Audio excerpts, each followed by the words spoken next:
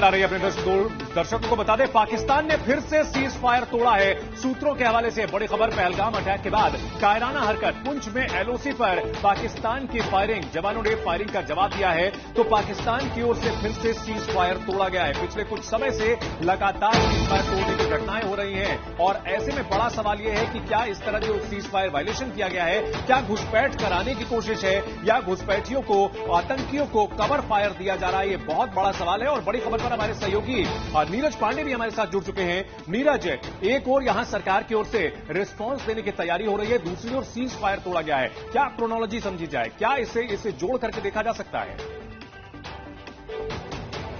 देखिए, दोनों घटनाओं को बिल्कुल जोड़ के देखा जा सकता है, क्योंकि कल से ही ये बात बिल्कुल साफ हो गई है कि ये पाकिस्तान स्पॉन्सर्ड आतंकवाद है, जिसका असर कल पहलगाम में दिया ही पड़ा।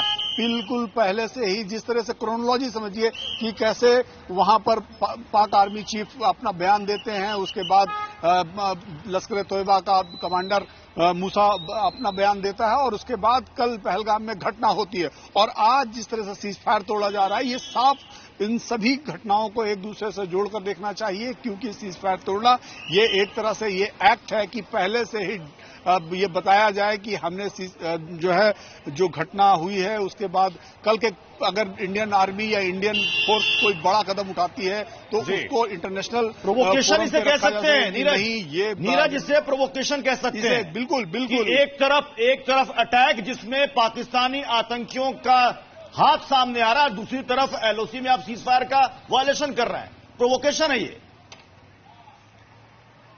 बिल्कुल प्रोवोकेशन है, क्योंकि ये बताना कि नहीं, ये पाकिस्तान हमेशा पर्दे के पीछे से हमला करता है, पर्दे के पीछे से रह के व्यू रचना रचता है, पर्दे के पीछे से रह के घटनाएं, क्योंकि उसके अंदर इतनी क्षमता नहीं है कि वो इंडियन आर्मी से लड़ सके, इंडियन फोर्सेस से लड़ सके।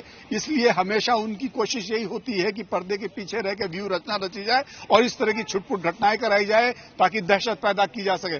कल जो हुआ पहलगाम में वो भी उसी का एक नतीजा है कि जिस तरह से एक के बाद एक बयानबाजी हुई और उसके बाद घटना हुई, आज सीज फायर तोड़ा जा रहा है। तो ये बेसिकली उनकी एक मोडस ऑपरेंडी है और ये हमेशा से देखा गया, पहले भी जब घटनाएं होती रही हैं श्रीनगर में, तो जब घटना होती है उसके तुरंत बाद सीज फायर शुरू हो जाता है, सीज फायर तोड़ दिया जाता है। तो ये उसके पीछे का प्लानिंग ही यही है कि किसी ना किसी तरह से उलझाया जाए।